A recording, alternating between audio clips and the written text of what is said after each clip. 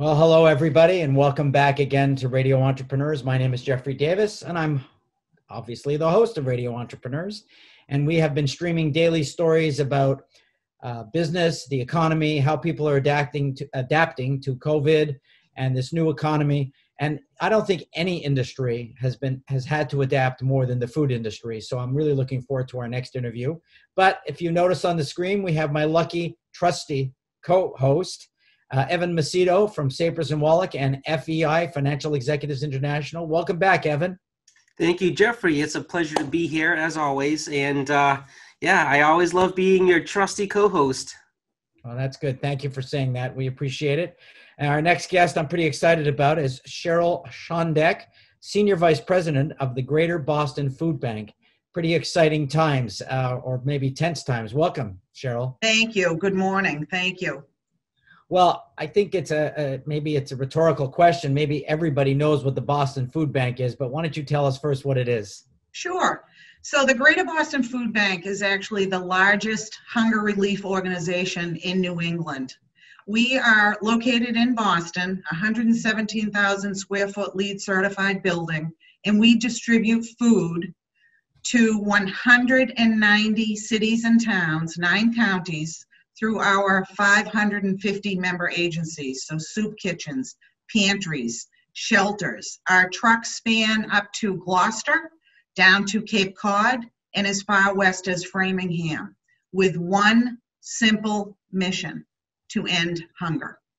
Hopefully after this COVID situation, we can get you to the building and I'll give you a proper tour.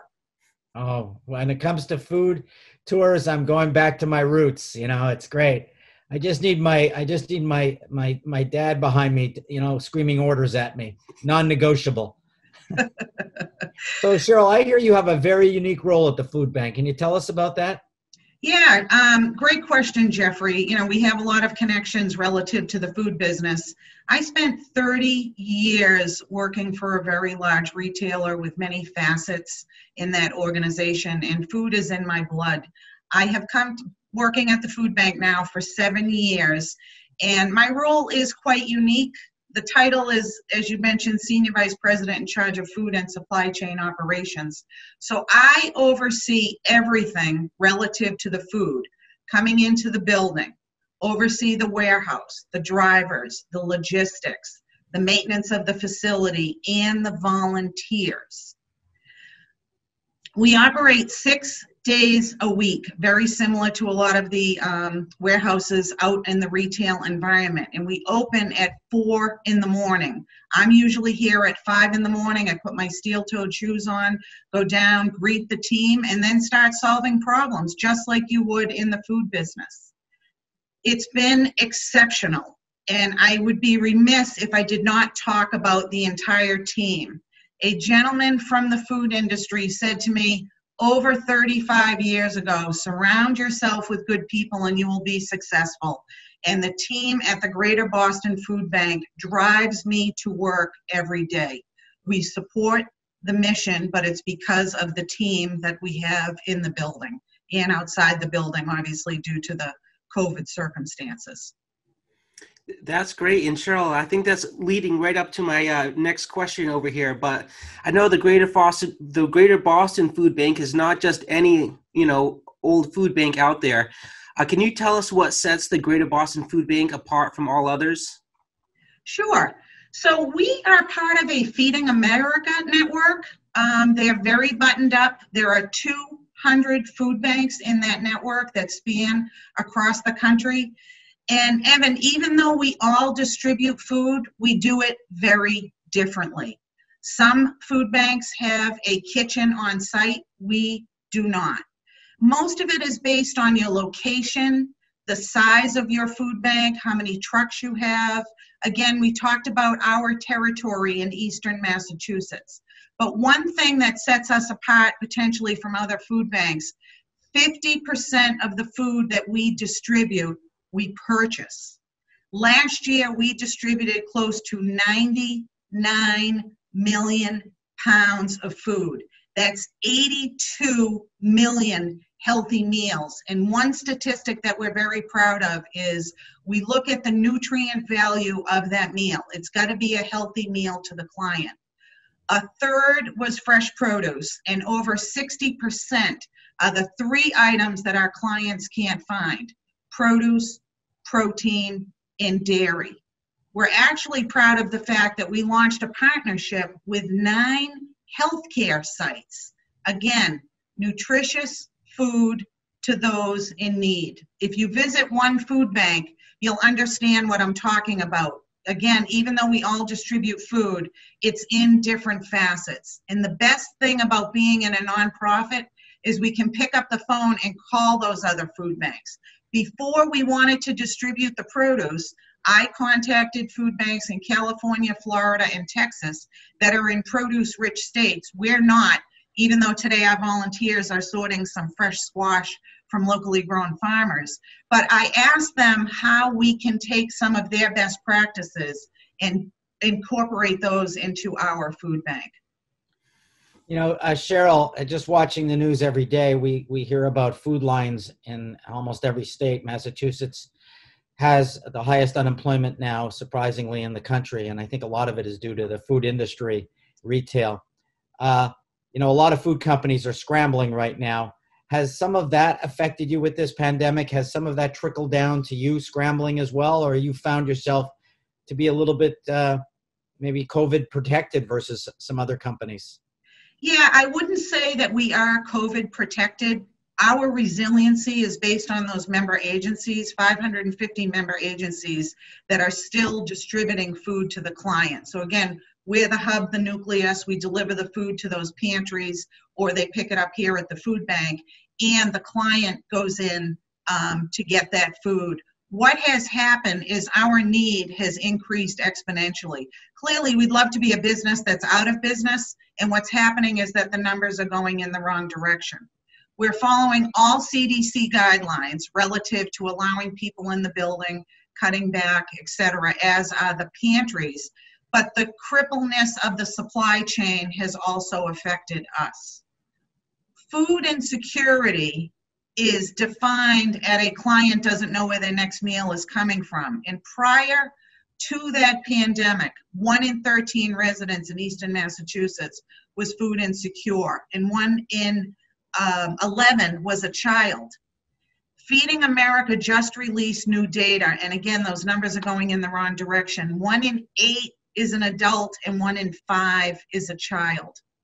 Our member agencies are reporting that their volume has increased. They're now serving close to 600,000 clients a month.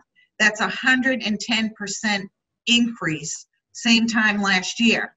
Folks are going into the supermarket at the same rate, probably, that they are going into our pantries. But these are folks that have never had to utilize a pantry. That's the difference.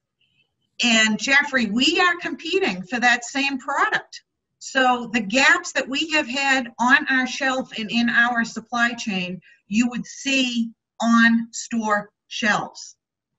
So there are a lot of similarities with what we do. And when you come to visit, you would not realize if you were in a food bank warehouse or a conventional retailer, wholesaler, manufacturing food warehouse. A lot of those operations are very, very similar. And Cheryl, for people listening to this, that maybe this is the first time where they don't know where they're going to get food to put on the tables for their family, and I know the end of the year is coming up, and that's a worry on everybody's minds. For people who are not familiar with the Greater Boston Food Bank, but now are in the position where they're in need of food, how would they engage with the Greater Boston Food Bank? We are very, very concerned about the November and December holidays, and that's a great question. Flu season is around the corner. We're hearing on the news about COVID fatigue, but it does remain constant that we want to support our clients and we want to fulfill the mission. All the information that you need is located on our website, www.gbfb.org. If you hit a /need, you can go in and key in any zip code and find that local shelter, pantry, or soup kitchen in your neighborhood. The state also has a hotline called Mass 211. Pick up the phone, dial 211. Someone will help you. They'll help you find those resources to get food. We also work with the other organizations because we can't solve this on our own. Project Bread has a hotline, 800-645-3333. The best mode is to visit our website or pick up the phone and make one of those calls, and we will help you find food today and especially through the winter months. And Cheryl, one last question. Personal support, corporate support, what do you want from people, and how do you want them to connect with you? Yeah, that's great. There are 4 legs to the stool, as I say it. You can donate food, you can donate financial, you can volunteer, or you can advocate. Food can come here or it can go to your local pantry. Right now, your best mechanism is to donate financially to either your local pantry or to our organization. We have a holiday meal drive going on right now. For $25, you can feed a family throughout the November and December holidays. Volunteering, again, here or at your local pantry, we're all following CDC guidelines. We used to have 22,000 volunteers that we needed to come through our facility. That has been cut back because of the pandemic, but we need to pack food that specifically goes out to seniors. We can't do it without your help. And finally, advocate. Reach out to your elected official in your city, in your town, at the state level, at the federal level, and mandate that they put hunger at the top of their list. We can't do it alone. Visit our website, and that information is on the website. I have a quote that I use that I've put up since the pandemic, and it goes, I don't know who the author is, so I can't give credit, but it's sometimes we are tested not to show our weaknesses, but to discover our strengths.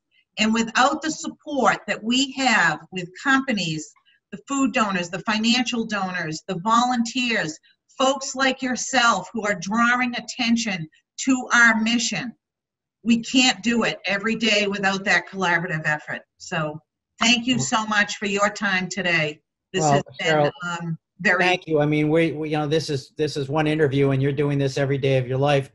The majority of people in Massachusetts are still more fortunate than those few who need us. And asking for $25 is not a very big ask for many of us who are more fortunate. So thank you very much. And we hope that you do return to Radio Entrepreneurs as a returning guest, because we'd like to know more in the future. And you know what? You can bring my co-host with you.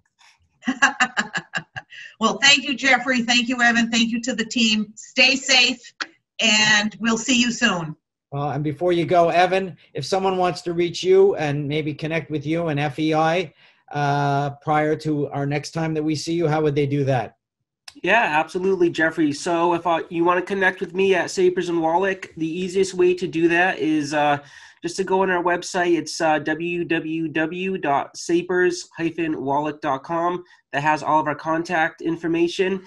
And for FEI, I know this is a FEI-sponsored show, so FEI is one of our Boston-based premier networking groups. And if you want to become a member or have interest in finding more about the organization, you can go to www.feiboston.org, and you can check us out there.